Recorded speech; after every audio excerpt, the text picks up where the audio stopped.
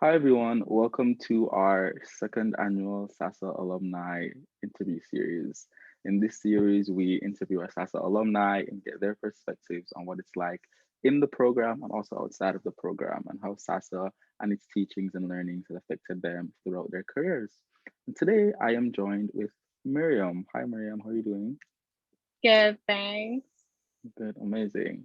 Maryam graduated from SASA in 2017 with a double major in SASA English and also Scholars Electives module.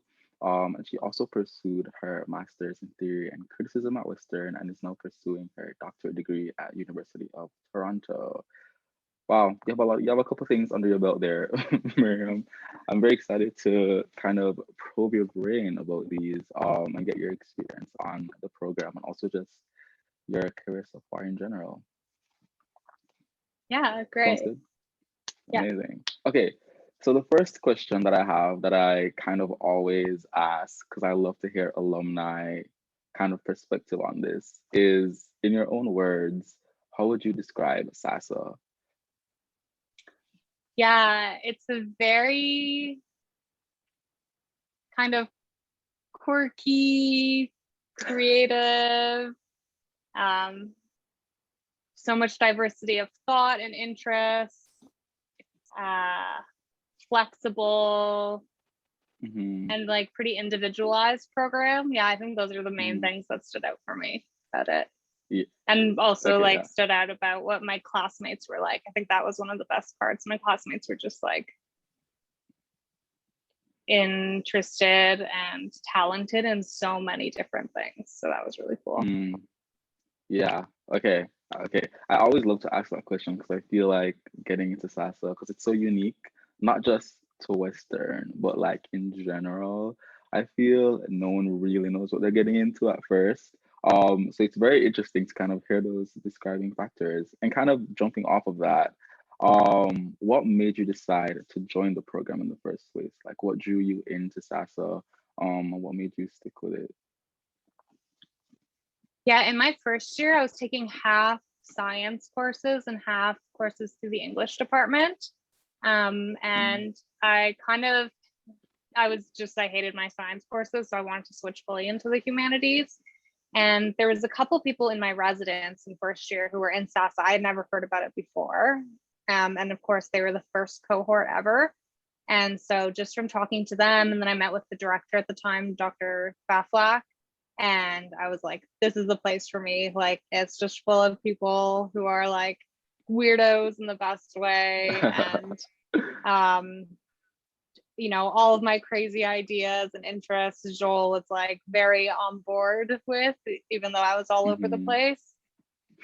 Sorry, Joel being Dr. Baflack. And Yeah. yeah, so I made the switch. So I actually joined the class my second year instead of the first year, but I still graduated with that first cohort in 2017. Mm, mm, mm. Interesting. And kind of know that you've graduated from SASA and you've completed your master's. Kind of, I was wondering when you reflect on your experience in the program being SASA, of course, what do you think makes it kind of unique and necessary today? Like, I feel like humanities education in general, there's always a bit of um hesitance when it comes to like pursuing that. So kind of reflecting on your experience at SASA and just in education in general, what do you think makes a program kind of unique and necessary? And also, I don't know how you think it probably might separate you or distinguish you from your peers as well. Yeah, so I guess the kind of important background context is that I'm actually in medical school now. So when I think Mm-hmm. about why SASA was important to me and why it's maybe more important to the broader world, I think about it in terms of its in relation to medicine and that Mm-hmm. whole world, which seems very different. And I think what was probably the most important for me from SASA was um, training me in a kind of, or honing my creativity and flexibility of thought and interdisciplinary thought. Like that was so central to SASA. And Mm-hmm. that was what all of our profs and class, like the whole environment just really fostered that to let you kind of explore all your different ideas. You didn't feel bounded by necessarily a specific discipline or a way of thinking or a way of doing academia. Also with how much it was connected with community. It wasn't just academia in a silo. So it just really allowed me to like explore all my interests all over the place and have this fundamental ability to think outside of boundaries and be flexible and creative and interdisciplinary, which is what eventually led me to medicine. Like, I think that wouldn't have been an idea if I didn't already have this opportunity to like think outside of just what the strict boundaries of humanities are. And then that is definitely the biggest difference between me and a lot of my classmates. And I think the unique thing I bring to medicine, the thing about medicine that's really important is there's so many different kinds of patients. So we need so many different kinds of doctors. And I don't think I'll be like a great doctor for everyone, but I think there's like an important group of patients for whom I'll be a great doctor because I bring that creativity and flexibility and diversity of my background.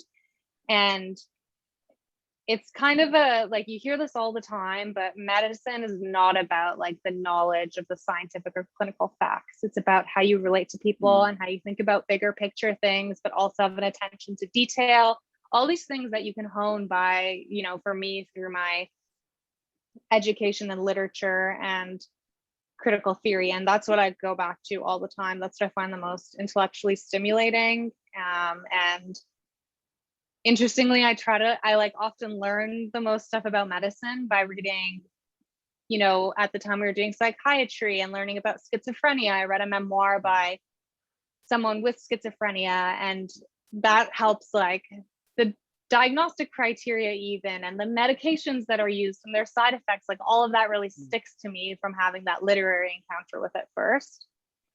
So yeah, just that creativity and flexibility, and also how that makes you really adept at dealing with uncertainty. Like, especially because we were the first cohort, I think, but I think that's true for all cohorts.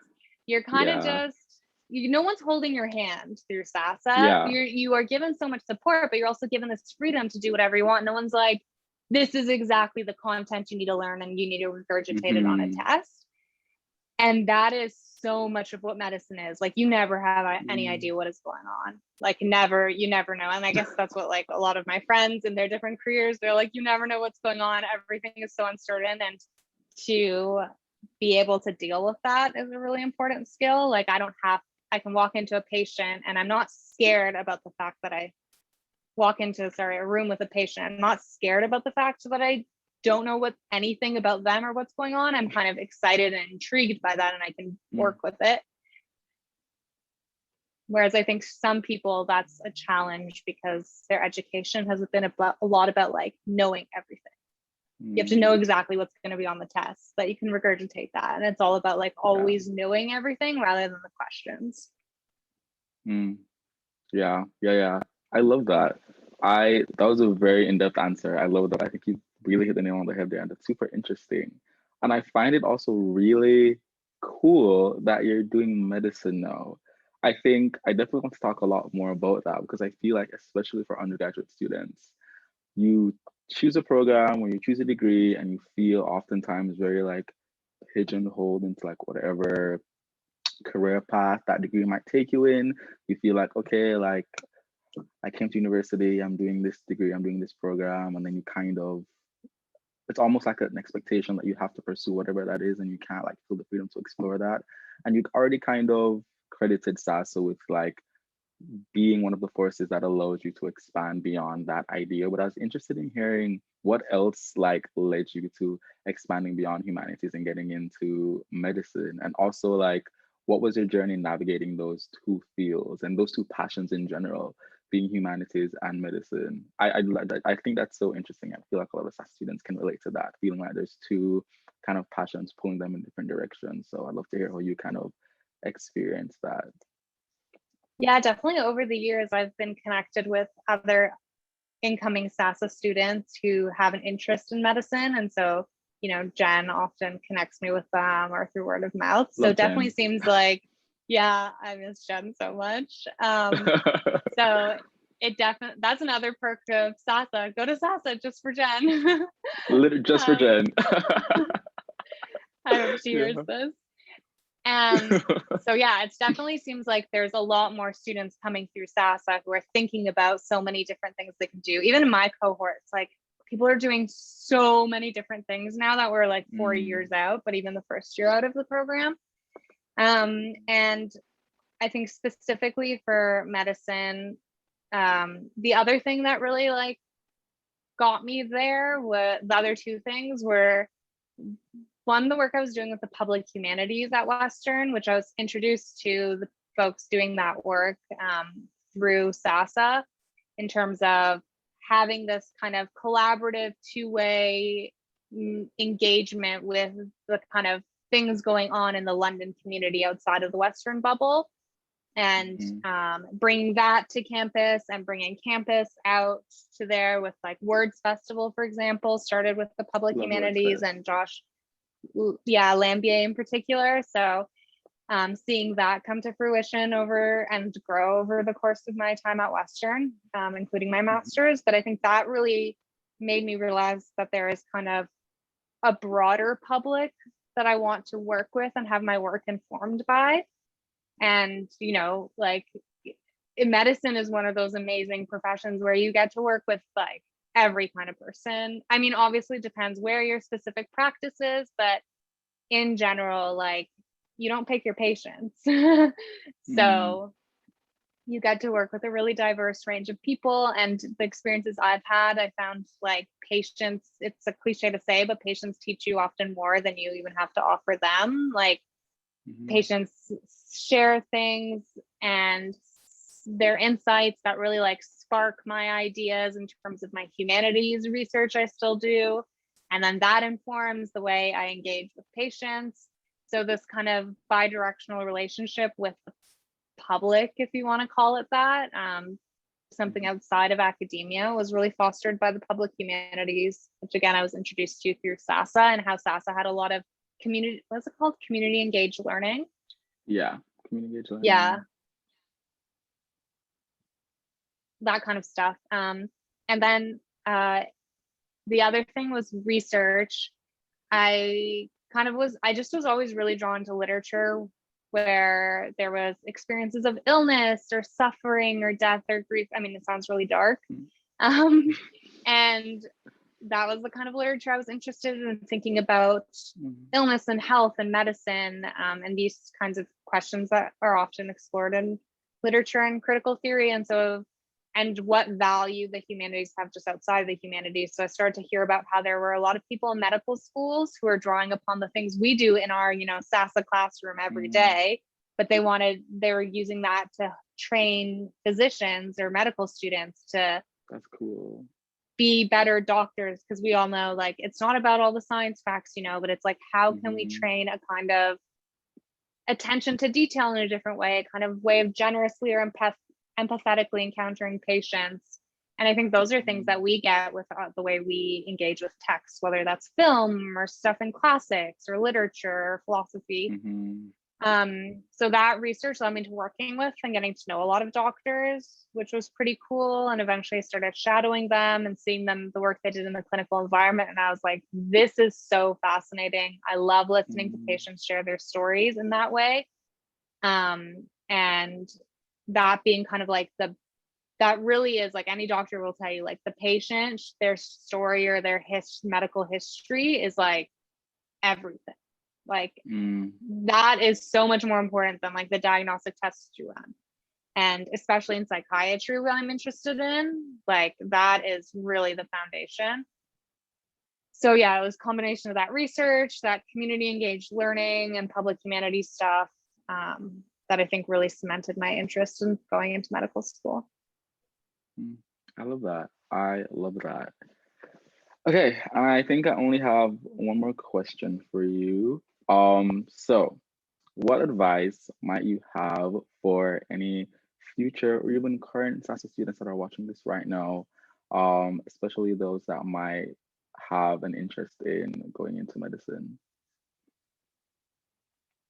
Yeah, I guess my advice would be to like I know this sounds so cliche, like everyone said this to me all the time, and I'll say this again to try to emphasize, like, you don't have to have it figured out in first year, you don't have to have it figured out in second year, you don't have to have it in fourth. And just kind of, as long as you keep pursuing the things that interest you and stimulate you, and sometimes you pursue that path and then you're like, actually, I'm not that interested in this, and you go down a different path, and somehow like these different threads all like eventually come together in ways you'd never imagine. Like, I just gave a talk the other week, and I was drawing from literature that I was introduced to for the first time in my life in first and second year undergrad that I still think about to this day. Wow. And like at the time, I didn't really know, like, I was just like, I'm really interested in this. I don't really know where it's going to lead me. And then like 6, 7, 8 years later, it's like comes back to me in a new way and is really relevant to helping me understand like what my role is as a physician to be, for example. So I guess I just wish for myself, maybe this is advice I'm just giving to my past self, is like sometimes I needed to relax about not knowing where all my interests were going to practically lead or how they were all going to tie together, and just like immerse myself in everything that interested me, and be more okay with it kind of flip-flopping or changing paths, because it all kind of comes together. Even people I met peripherally in different ways, like, you know, one time I went to this one conference thing and I met some people, and it was like years later they reach out to me and they're like, I still think about you, like, I think you'd actually be perfect to do this research project with me. And then that becoming like, you just have no idea. I mean, I've actually reconnected with some people who I met in undergrad in different ways, and we didn't like cross paths too much, and then all these years later realized that we have so many shared interests and our research is super aligned, and now we're like talking about collaborating on things all these years later. So just like following every little thread you're interested in, and like they all come together in ways you would never expect. I love that. I love that. I'm writing that down. I feel a lot safer not having any part of my life figured out after that. So thank you. And to be clear, I still don't have it figured out, but I'm just more okay with not having it figured out. I'm like, I just have like notebooks full of different ideas and things I want to do, and I'm like, that's fine. Who knows what will happen with this? Yeah, that's okay. I agree. Okay, so I think that is a wrap. Thank you for speaking with me today. I really enjoyed this and all your insights. I think your journey is extremely unique and interesting and relevant for a lot of SASAH students. I appreciated your advice. I'm sure they will as well. And if anyone watching this would like to reach out to Maryam and ask her any questions, I'm sure you can get in contact with Jen, and then Jen will do the contacting. We love Jen. So yeah, thank you for speaking with me today, Maryam, and thank you all for watching. I'll see you guys in the next one. Bye. Bye.